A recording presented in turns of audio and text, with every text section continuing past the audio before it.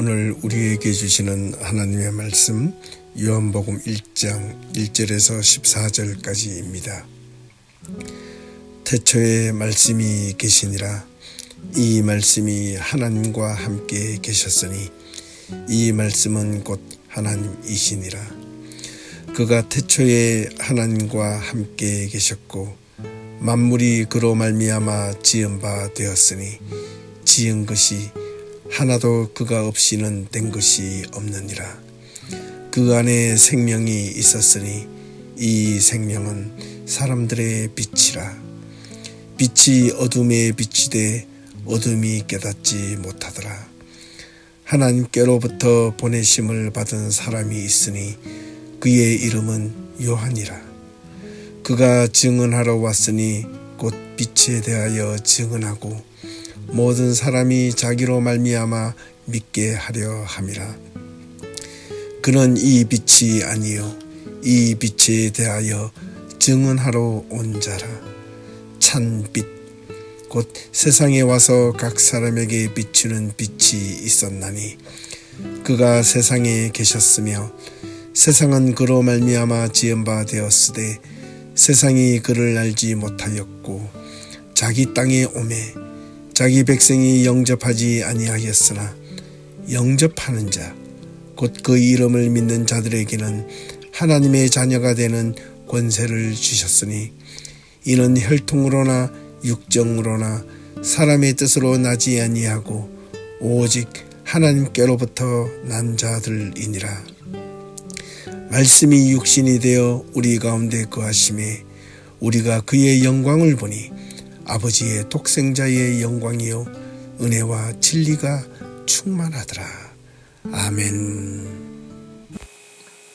안녕하십니까?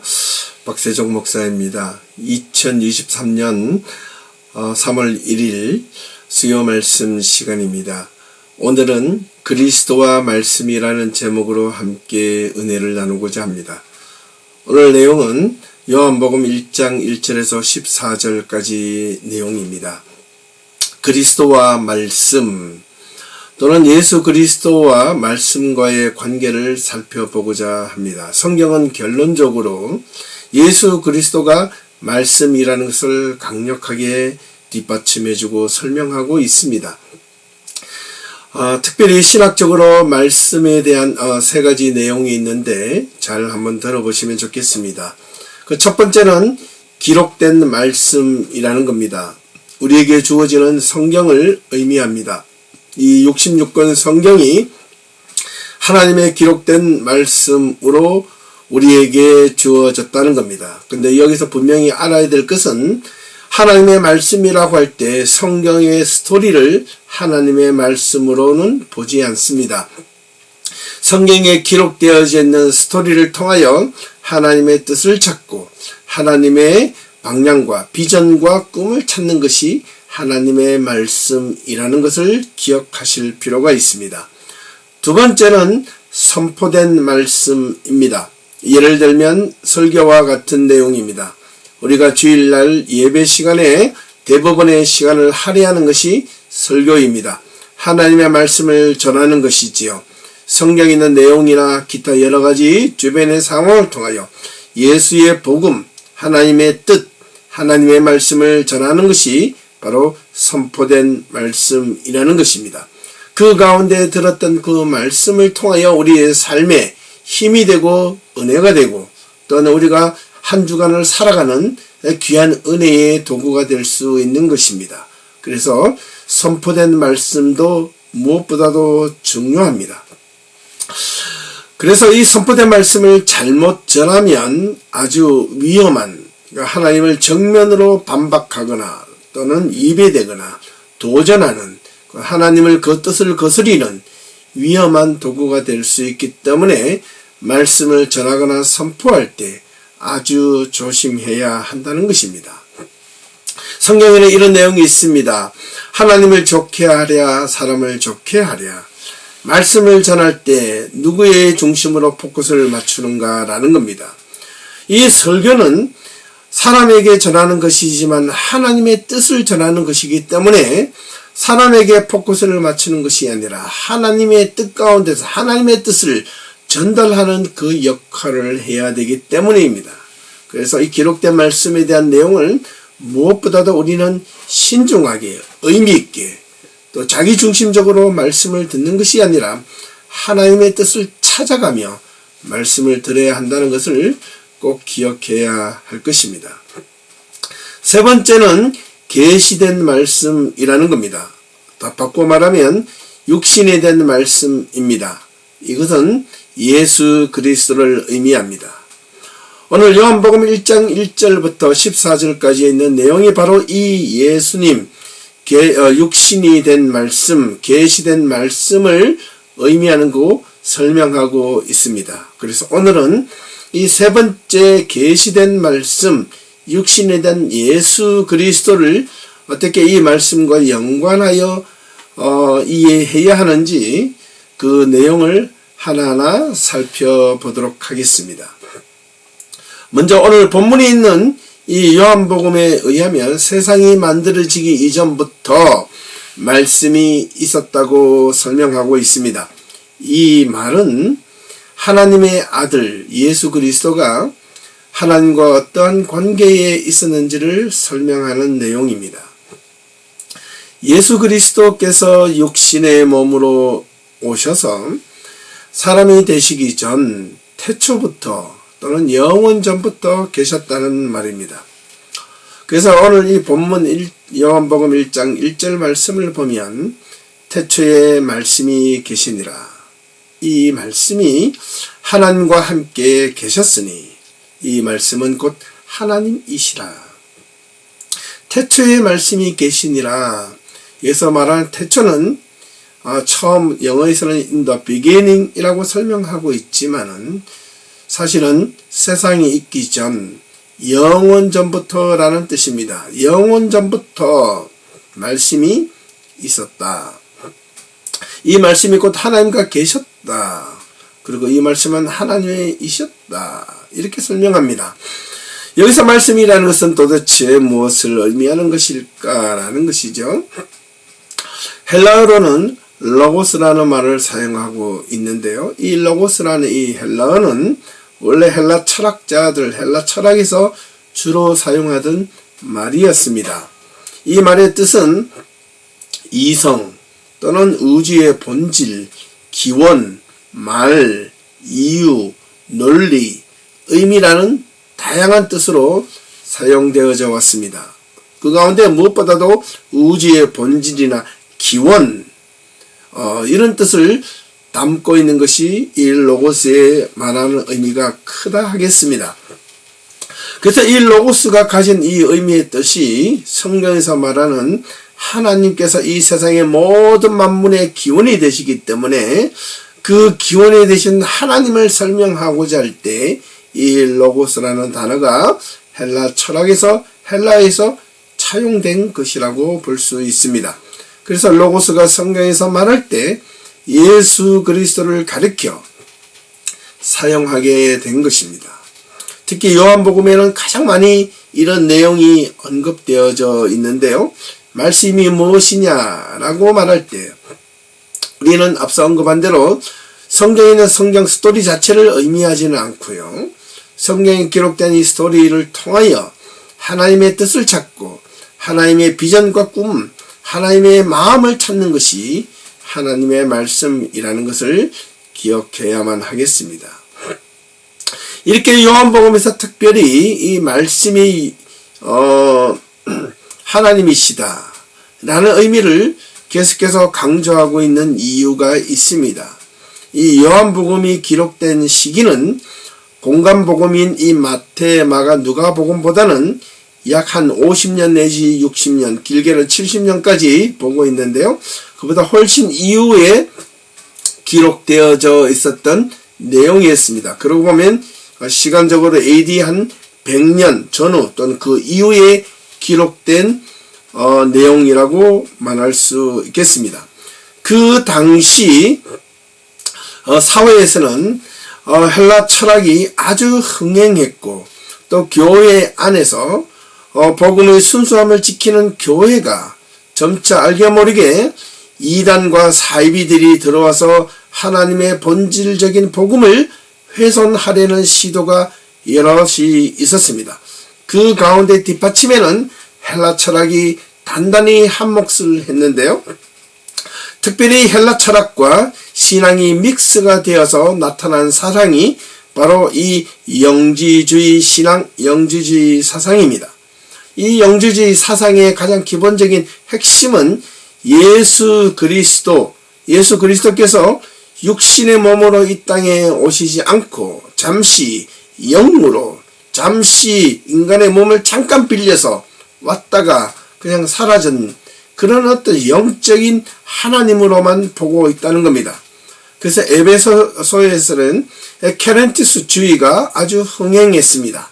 이 역시 자체도 예수의 육신의 몸을 입고 이 땅에 오신 분이 아닌 영적으로 그런 환영으로 오신 분이라고 주장하기 시작했던 겁니다. 그래서 교회 안에서 상당한 혼란이 있게 되었습니다. 이러한 영지주의 분파들이 일어나서 예수를 하나님의 아들, 육신의 몸을 입고 오신 하나님의 아들로 인정하지 않으려는 분위기가 팽배해지자 이 요한은 이에 대하여 헬라인들에게 익숙해져 있던 말, 그 로고스라는 말을 도입하여 예수 그리스도의 기원, 그러나 천지창조 이전에 하나님의 영원한 하나님께 두었고 그리스도가 하나님의 아들이심을 증명하려는 그런 시도였다는 것입니다. 그래서 이러한 어떤 요한의 이 사상이 이 요한복음 전체의 첫 번째부터 1장부터 21장까지 그 맥락이 이어진다고 하겠습니다. 무엇보다도 이 요한은 여러 이적들을 예수님의 어떤 신성과 또 인성, 육신의 몸을 입고 있는 것을 서로 증명하기 위해서 여러 가지 시도를 많이 했던 것을 우리는 알 수 있습니다. 우리는 이런 상황 속에서 이 요한복음에 나타난 1장 1절에서 14절까지 예수님은 과연 어떤 분이신가를 요한계자는 이렇게 설명하고 있습니다. 태초에 말씀이 계셨고 그 말씀이 하나님과 함께 계셨으며 그 말씀이 또한 하나님이시고 그 말씀이 태초에 하나님과 함께 계셨다. 여기에 계셨다라는 그 의미는 과거적인 의미가 아니라 과거부터 지금까지 쭉 이어서 지금까지 함께하고 있는 분이시다라는 뜻입니다. 특별히 이 요한복음에서 많이 예수님에 대해서 예수님께서 이런 말씀을 하고 있습니다. 나를 믿는 자, 예수님께서 스스로 나를 믿는 자라는 말씀을 자주 하셨다고 언급하고 있습니다. 나를 믿는 자, 이 말의 뜻은 예수님이 자신을 믿는 것이 예수님의 말씀을 믿는 것이라는 말과도 동일하다는 뜻입니다. 사람은 대부분 말을 통해서 소통을 하고 말을 통해서 서로 생각을 주고받으며 이해합니다. 하나님께서 하나님의 언어와 우리가 만약 말씀하신다면 하나님께서 하나님의 언어와 당신의 생각만 우리들에게 일방적으로 전해주신다면 과연 우리가 하나님의 뜻을 이해할 수 있을까요? 저는 이해할 수 없다고 생각합니다. 그런 것처럼 우리가 이 하나님을 이해하는 범위도 우리가 알고 있는 지식과 생각과 능력 범위 밖에서는 우리가 설명할 수도 이해할 수도 없다는 것입니다.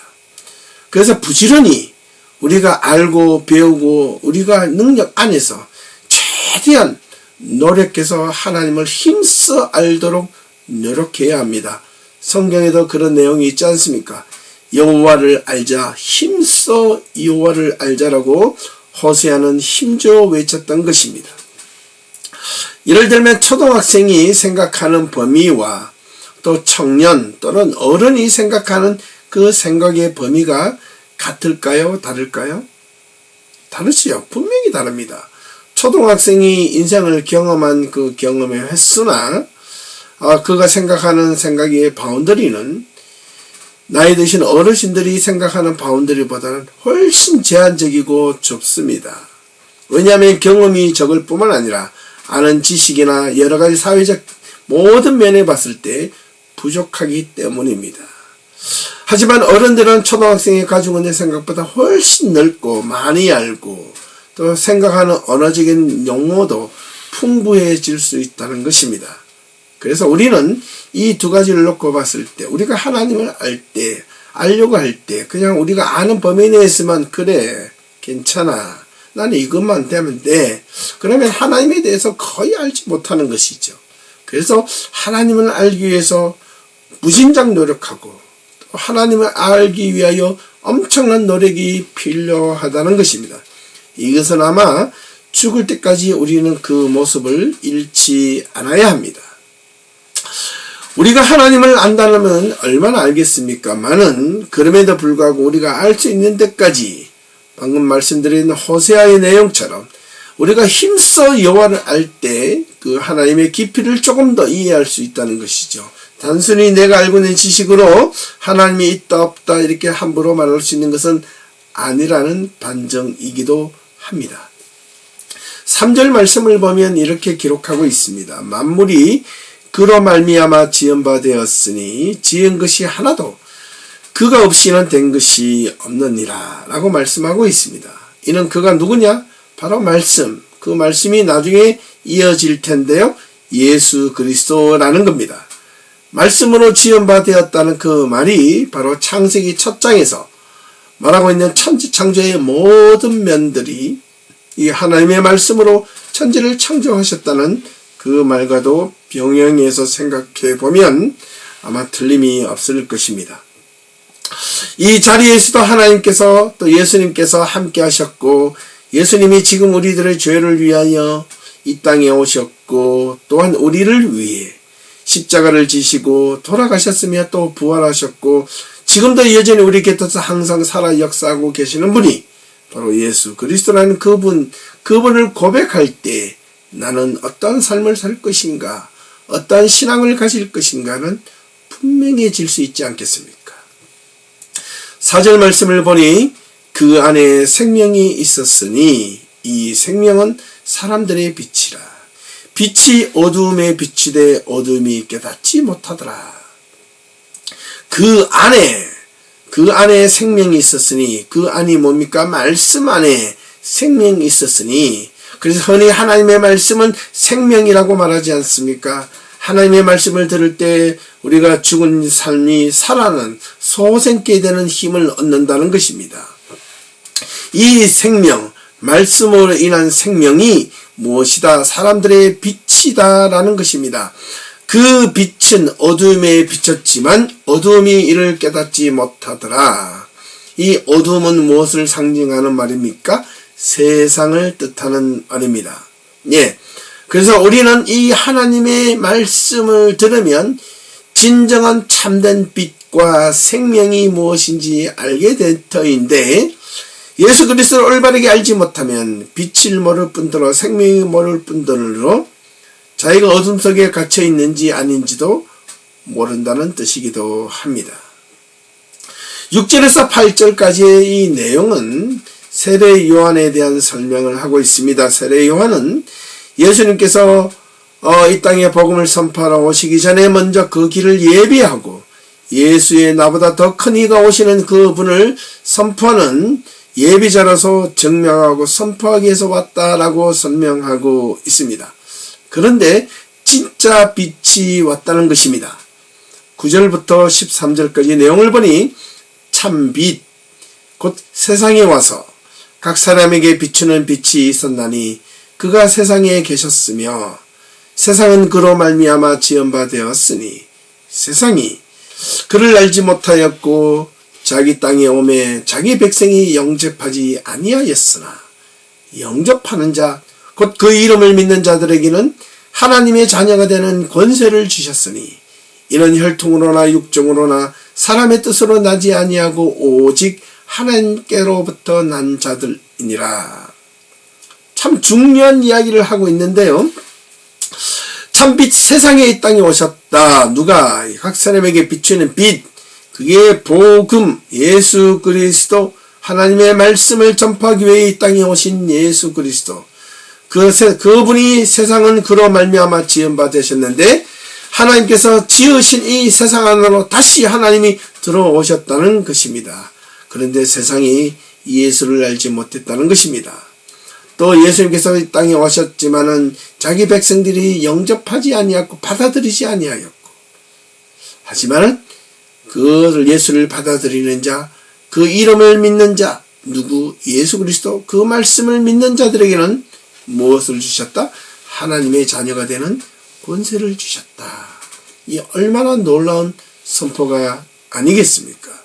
이는 어떤 세상의 혈통으로나 육종으로나 사람의 뜻으로 되지 아니하고 하나님께로부터 난 자들이라고 당당하게 선포하고 있는 이 메시지는 바로 이것은 하나님의 놀라운 특권, 능력을 이 믿는 자들에게 주시기 위함이었다는 것을 언급하고 있습니다.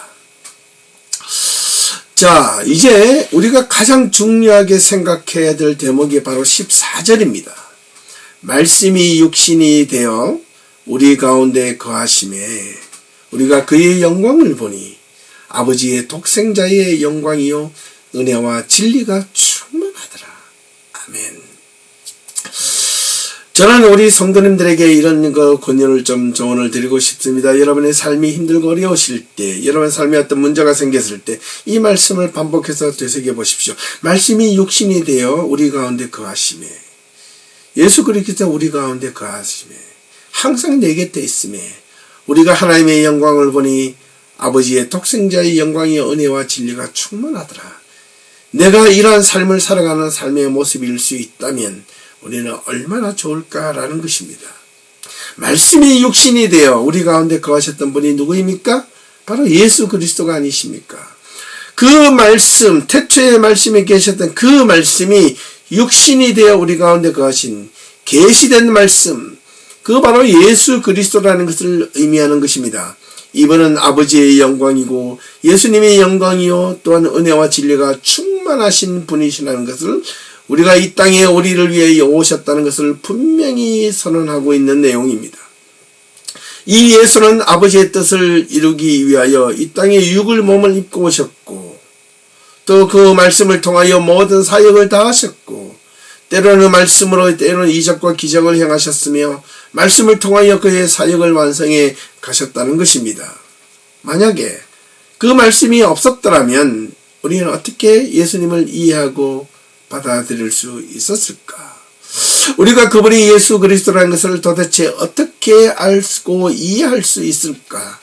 또한 그분이 하나님의 아들이라는 것을 기록된 말씀을 통하여 우리에게 주어지지 않았더라면 우리가 어떻게 그분의 사역을 이해할 수 있었을까? 그래서 예수 그리스도의 말씀은 서로 긴밀하게 연관이 있다는 것입니다.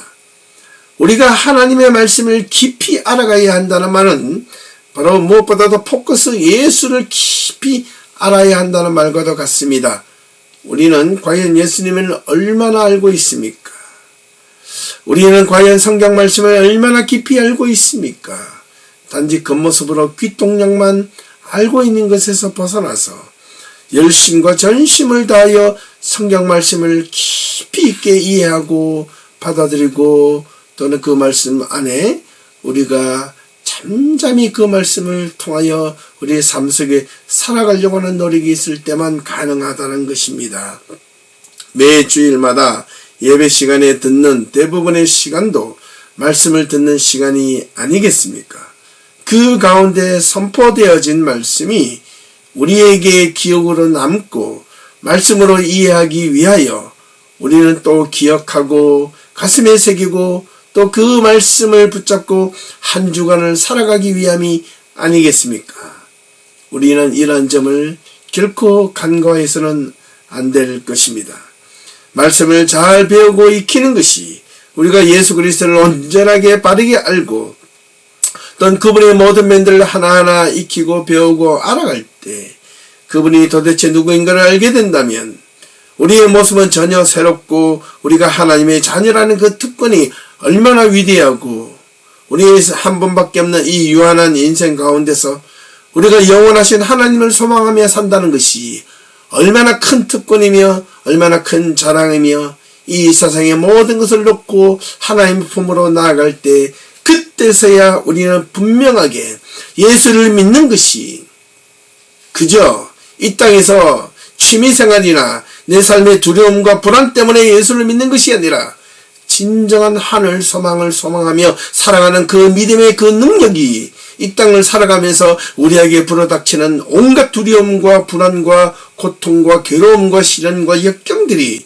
그것을 나를 해하지 못하고 주의 지팡이와 막대기가 나를 안위하시며 내가 사망의 음침한 골짜기를 다닐지라도 해를 두려워하지 않을 것은 주께서 나와 함께 하심이라는 그 말씀에 의지해서 우리는 오늘도 힘있게 그리스도인에서 살아갈 수 있다는 것입니다.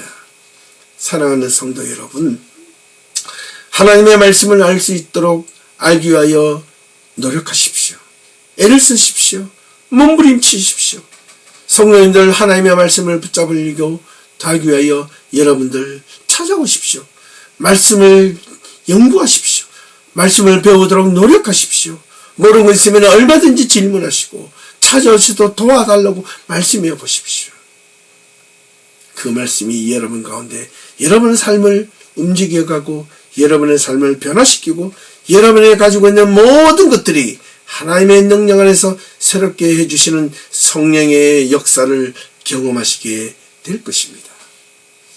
오늘 이 그리스도와 말씀이신 예수 그리스도, 그리스도께서 말씀이 되셔서 이 땅에 오시고 그 말씀은 영원전부터 계셨다는 이 말씀이 저와 여러분들의 신앙에 가장 핵심적인 자리에 자리 잡을 수 있기를 간절히 소망하며 오늘 말씀을 마치도록 하겠습니다. 함께 시청해 주셔서 감사하고 그 말씀이 여러분의 남은 한 주간도 여러분의 삶을 힘있게 이끌어갈 수 있기를 주님의 이름으로 축원합니다. 감사합니다. 수고하셨습니다.